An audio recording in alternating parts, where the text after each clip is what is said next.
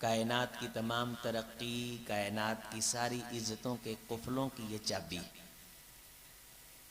उलूम व फ़नून की कायनात हो, फ़िक्र व दानिश का जहाँ हो, सभी कायनात की सभी तहकीकें कुरान की एक आयत एक हरफ के सामने हीच हैं। ये ज़ालिकल किताब ला रैब फ़ीह है, ये किताब है और इसके किताब होने में कोई शक नहीं, और इस किताब में जो लिखा है उसके हक़ होने में भी किसी किस्म का कोई शक नहीं। ये आइन है, ये कानून है, ये निज़ाम है, ये अल्लाह का फरमाया कहा हुआ फरमूदा है। जिस नबी पे अल्लाह ताला ने नाजिल किया है उसकी ड्यूटी ये लगाई थी कि इसको नाफिज करके दिखाना है।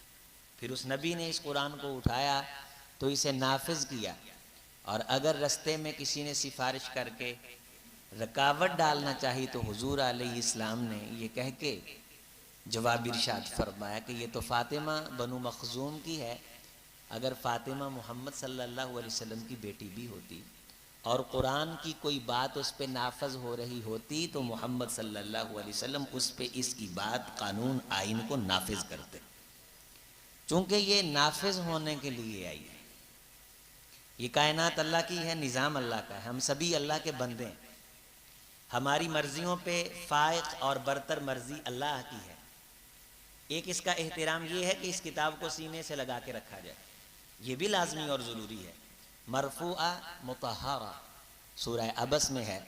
ये किताब इस लायक है कि इसे मुकाम के एतबार से ज़ाहिरन ऊंची जगह पे रखा जाए, इसका एहतराम बजा लाया जाए। मुतहरा ये पाक है, इसके ज़रिए से पाकी हासिल होती है, इसको पाक जगह पे रखा जाए। बिअयदी सफ़ारा किरामिन बरारा, ये जिन फरिश्तों के हाथों से ज़मीन पे आई है ना, वो फरिश्ते भी फरिश्तों में से मुअज़्ज़ज़ और मुअक्कर और मोहतरम हैं। उन फरिश्तों को भी एहतराम, वक़ार और हुर्मत हासिल है। उन फरिश्तों को भी प्रोटोकॉल हासिल है जो फरिश्ते इस किताब को लेकर के आए।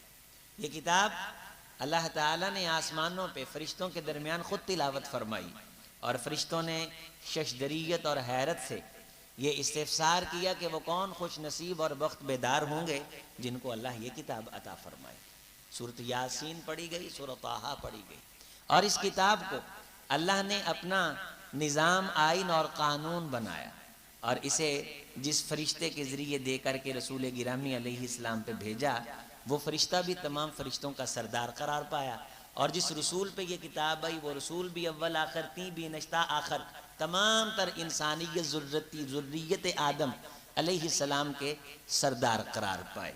और जिस उम्मत को ये किताब दी गई वो उम्मत भी रहमत कायनात अलैहिस्सलाम ने फरमाया नहनु आखिर अल उमम, हम उम्मतों में से आखिरी उम्मत हैं, लेकिन अल्लाह ताला ने सरदारी के एतबार से हमारी उम्मत को मुकद्दम किया। किस वजह से? किस वजह से? हम कोठियाँ बहुत अच्छियाँ बनाते हैं, इस वजह से। हमारे आर्किटेक्ट बहुत अच्छे हैं, इस वजह से। हमारी इंग्लिश बड़ी अच्छी है, इसलिए। हम बड़े चालाक हैं, इसलिए। हम बंदा देख के परख लेते हैं, इसलिए। हम दुनिया के उलूम व फ़नून अपनी फिंगर टिप्स के नीचे रखते हैं, इसलिए नहीं।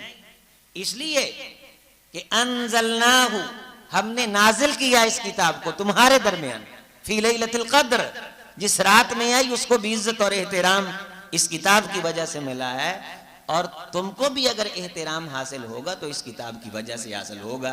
इन्नल्लाह यरफ़उ बिहाज़ल किताबि अक़वामन व यज़उ बिही आख़रीन, लोगों अगर तुम्हें इज्जत मिलेगी तो वजह ये किताब होगी, अगर तुम जलील किए जाओगे तो वजह ये किताब होगी। इसको पकड़ोगे, थामोगे, अखज़ करोगे, पढ़ोगे, सीखोगे तो यकीनन तुम्हें इज्जतें मिलेंगी। इसे छोड़ दोगे तो तुम रुसवाए ज़माना हो जाओगे, तुम्हारी दास्तां तक ना होगी, दास्तां न।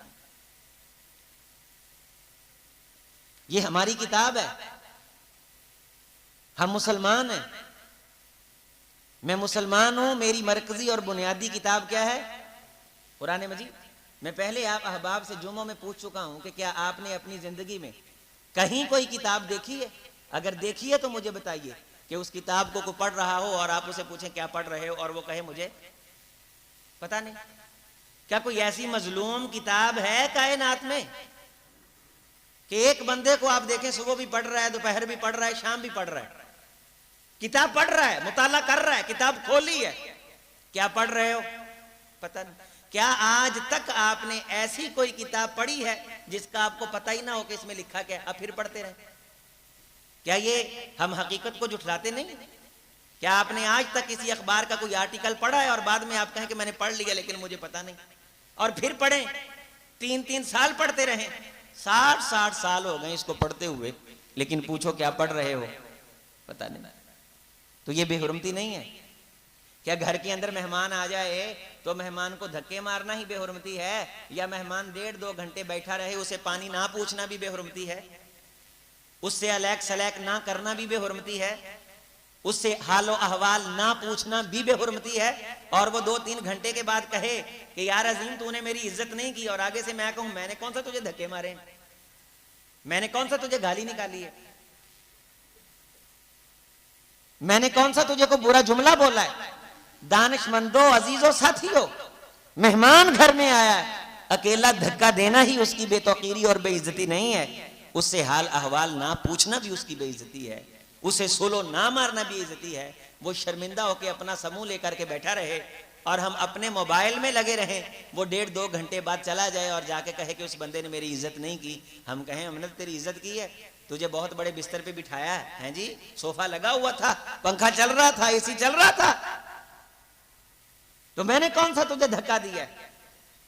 मेरे अजीज, मेरे भाई, यहां हम सब ये मानते और समझते और इस बात को यकीन के साथ तस्लीम करते हैं कि मेहमान आए को अकेला धक्का देना या दरवाजा ना खोलना ही उसकी बेइज्जती नहीं है, उसे घर में बिठा के उसे कुछ ना पूछना ये भी उसकी बेइज्जती है। तो क्या मेरे आपके पास आप सारे मुझे यकीन से बतलाइए, कुरान मजीद से बढ़ के भी कोई मुअज़्ज़ज़ मेहमान है हमारे घरों में? क्या इससे बढ़ के भी मुअज़्ज़ज़ कोई नोश्ता है हमारे पास? हम रास्ते में जाते किताब खरीद लेते हैं, क्यों खरीदी है? बंद करके रखने के लिए। चलो बंद करके रखने के लिए नहीं खरीदी, पढ़ने के लिए खरीदी है। जब हम पढ़ते हैं तो हमें पता नहीं होता हमने क्या पढ़ा, इसमें लिखा क्या है, मुराद क्या है, मंशा क्या है। क्या कुरान मजीद का एक सफ़ा भी हम पढ़ते हैं इस तरह के हमें पता हो कि अल्लाह ताला हमें क्या फरमा रहे हैं? वक़ाल रसूल या रब इन्ना कौम इत्तखज़ू हाज़ल कुरआन महजूरा। आपने हजरो विसाल पे, ये जो तलबा हैं कॉलेजेस के, यूनिवर्सिटियों के, हिजरो विसाल पे ये शायरी बड़ी करते हैं, हिजर की रातें। हिजर मीन वो रातें जिन रातों में मुहिब अपने महबूब से कुछ दूर रहा। वो रात कभी आग के अंगारों से वो तशबीह देता है कि काश वो विसाल की रात होती, विसाल आंखें, विसाल रातें। और हिजर शायरी के अंदर हमें जब मिलता है तो वहां हसरत व यास मिलता है, वहां शायर अपने दिल के भबोले और दाग वो लोगों के सामने रखता है कि महबूब के बगैर जो मैंने एक रात गुजारी, वो रात गोया मैंने कांटों के बिस्तर पे गुजारी। हिजर का मतलब है किसी से दूर हो जाना। इत्तखज़ू हाज़ल कुरआन महजूरा, ये शायरी करने वाले शायर, ये अदीब, ये लबीब अपने दुनिया के महबूब से अगर एक रात दूर रहे तो सैकड़ों दफ्तर शायरी की नजर कर दिए, लेकिन कुरान इनके घर में मौजूद है। कितनी रातें गुजरी हैं हिजर की कि इन्होंने कुरान को हाथ नहीं लगाया। और यही हिजर का लफ्ज कुरान इस्तेमाल करेगा, रसूल इस्तेमाल फरमाएंगे क़यामत के दिन, ऐ अल्लाह ये है मेरी कौम, इन्ना कौमी है मेरी कौम, लेकिन इत्तखज़ू हाज़ल कुरआन महजूरा, इन्होंने कुरान को महजूर, हिजर यानी छोड़ दिया था। ये इसके बगैर रहना जीना ये सीख चुके थे।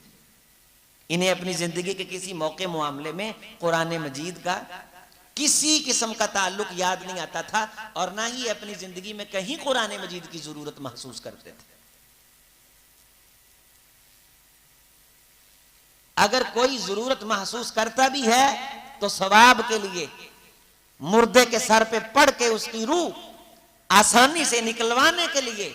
मेरे अजीज, इक़रा बिस्मि रब्बिकल्लज़ी खलक़, ये क़िरात की किताब भी थी और ये समझने समझाने की किताब भी थी, ये अक्ल व दानिश की किताब थी, ये कायनात को संवारने सिखाने के लिए आई थी। हमने सारी जिंदगी ज़रबों तकसीमों में गुजार दी है, फलां सच्चा है, फलां झूठा है, फलां ने ये कह दिया, फलां पार्टी ने ये कह दिया। मेरे भाई, एक लम्हे के लिए सारी पार्टियों से बाहर निकल। वो सियासी पार्टियां तो तब भी बाहर आ, वो मसल की पार्टियां हों तो तब भी बाहर आ। एक बार अलिफ लाम मीम से लेकर के नास तक कुरान पढ़, तुझे सारे रास्ते मिल जाएंगे कि जन्नत को कौन सा रास्ता जाता है और दोज़ख को कौन सा रास्ता जाता है।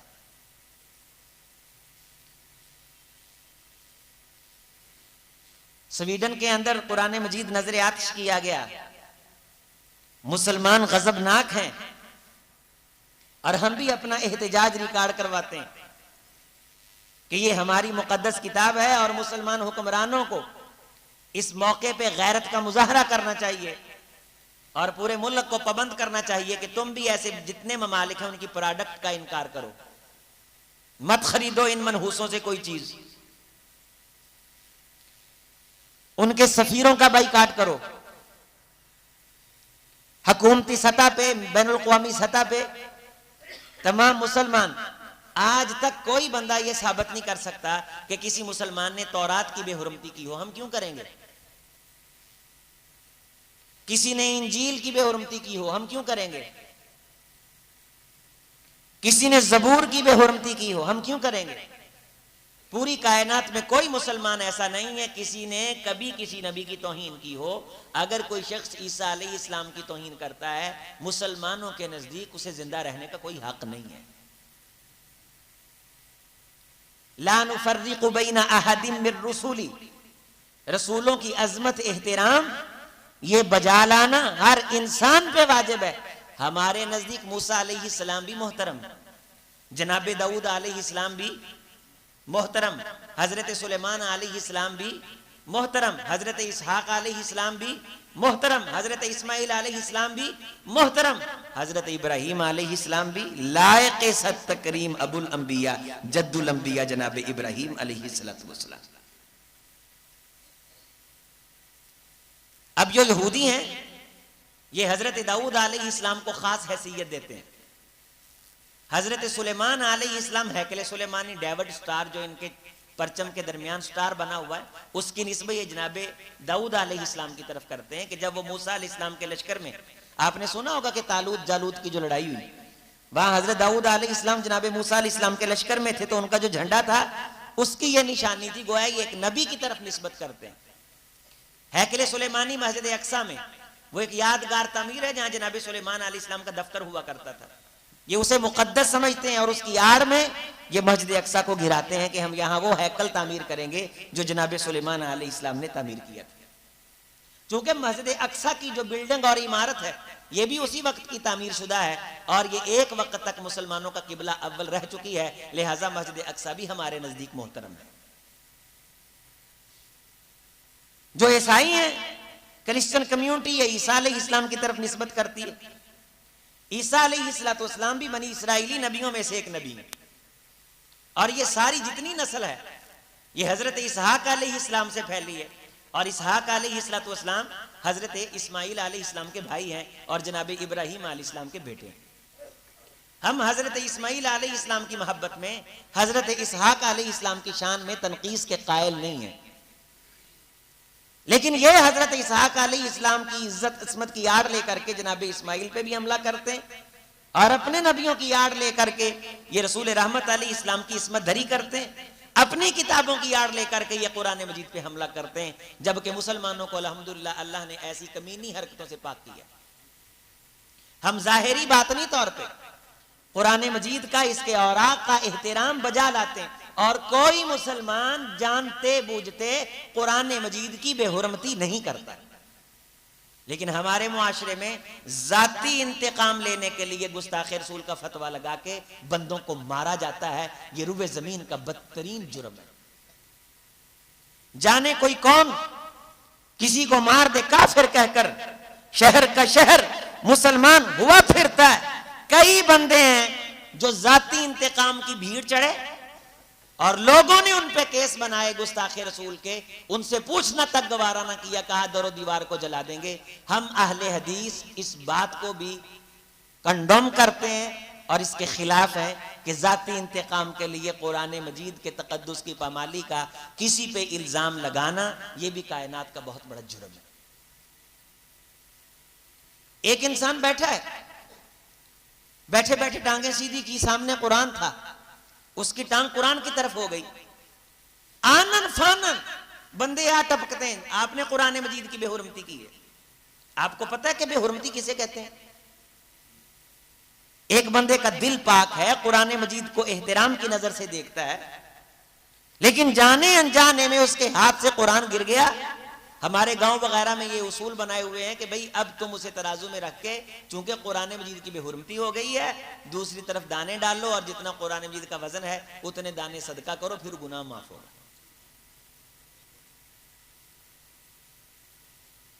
कौन मुसलमान है, गया गुजरा क्यों ना हो, क्या जानबूझ के कोई इस किताब की बेहुरमती करता है?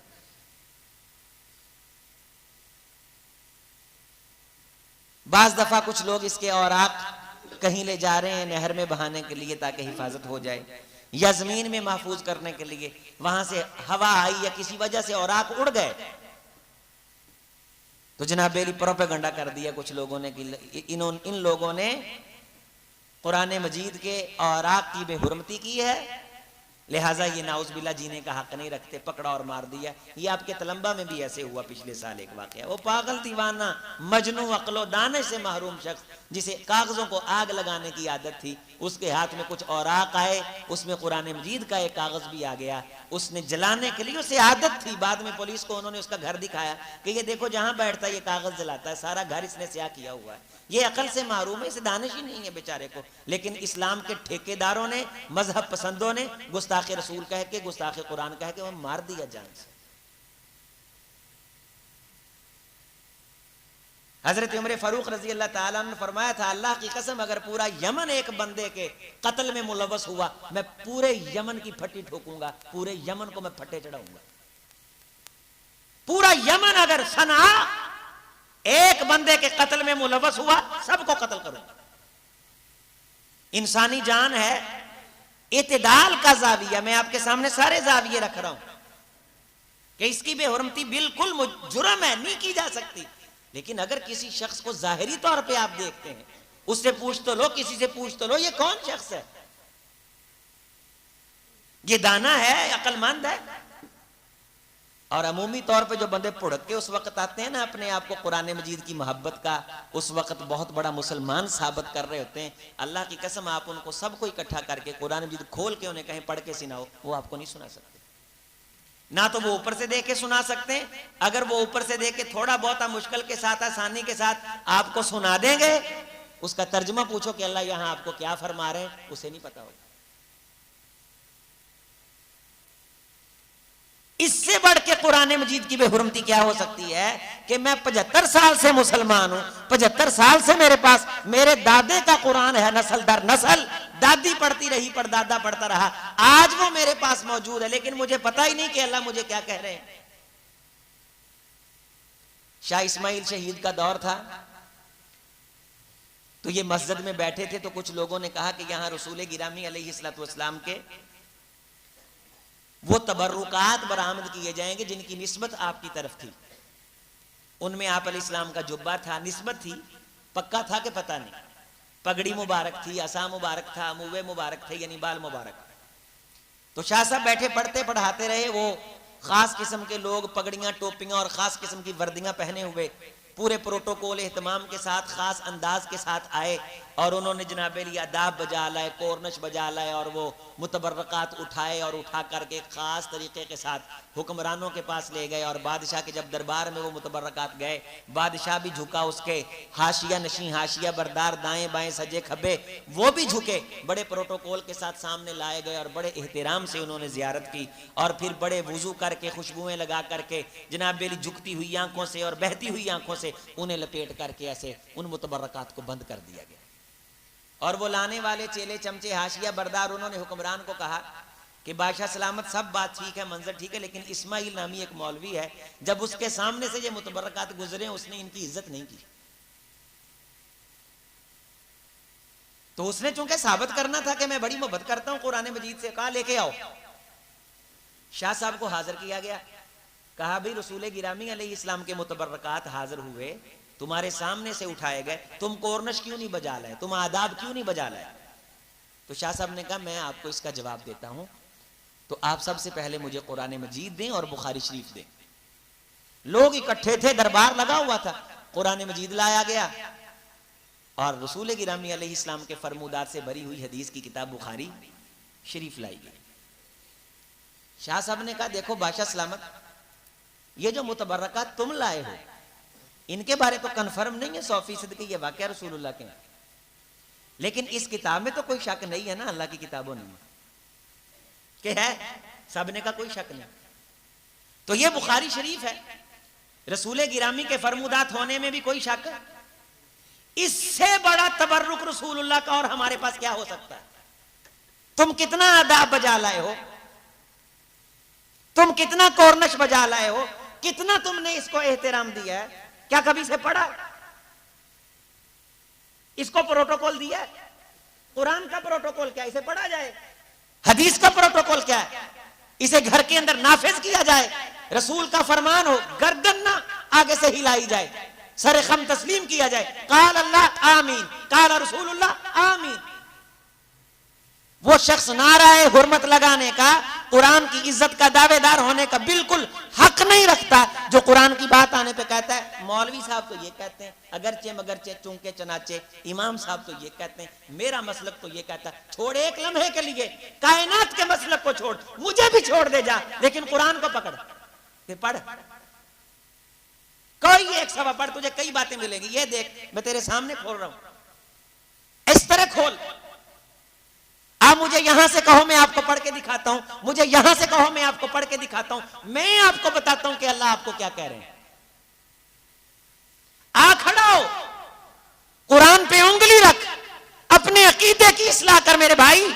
तेरे अकीदे को एहतराम हासिल होगा, तेरी इज्जत को एहतराम हासिल होगा, तेरी जात को एहतराम हासिल होगा। अगर तेरी जात, तेरा नजरिया, तेरी थ्योरी, तेरा प्रैक्टिकल, तेरी जिंदगी, तेरी फिक्र, तेरी सोच इस कुरान के मुताबिक है, जालिकल किताब ला रैब फी, इसमें शक की गुंजाइश तक बाकी नहीं है। इसे पढ़, इसे खोल, अपने बेटे के सामने रख, इसका दिरासा कर। व इन कुन्ना अन दिरासतिहिम लगाफिल।